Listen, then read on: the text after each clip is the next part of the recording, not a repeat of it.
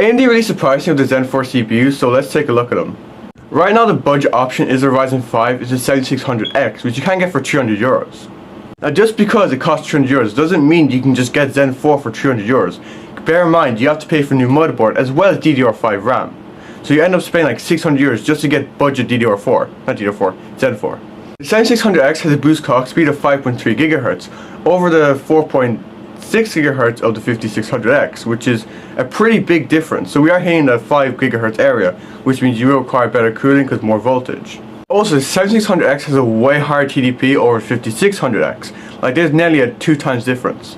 Now this is because the 7600X does have a boost clock speed of 5.3 GHz, which is really big compared to the 5600X, which is only 4.6 GHz.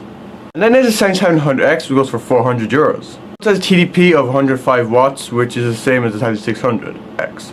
It has 2 more megabytes of cache, as well as 0.1 more gigahertz on boost clock speed. But would it be worth the extra 100? Yes, because it has more cores and threads, as this is a Ryzen 7. So this is more of your like mid-range editing workstation thing. And then there's the 7900X, which goes for €550, but it's really good. And there's the 7900X, which is a huge step up from the 7700X because there's way more cache. Like, it's almost double. TDP is 170 watts, compare that to the 7700X, which is 105. Like, that's a huge jump. And there's a 17950X, the most powerful Zen 4 CPU right now.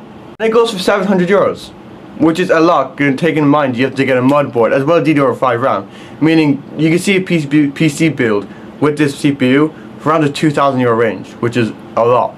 Now comparing this to 7900X, it comes with 8 more threads as well as 2 more cores, which is needed for if you want to multitask the hell out of your PC. Overall prices of the Zen 4 CPUs right now, what I do expect AMD to do is release the 7500X for around like the €200 range, just as a more budget option, taking in mind you have to pay for DDR5 memory as well as a motherboard that supports DDR5 as well as AM4. No, AM5, Zen 4, whatever. Right now if you're looking for a budget build, I won't go for Zen 4 right now because it's just too expensive.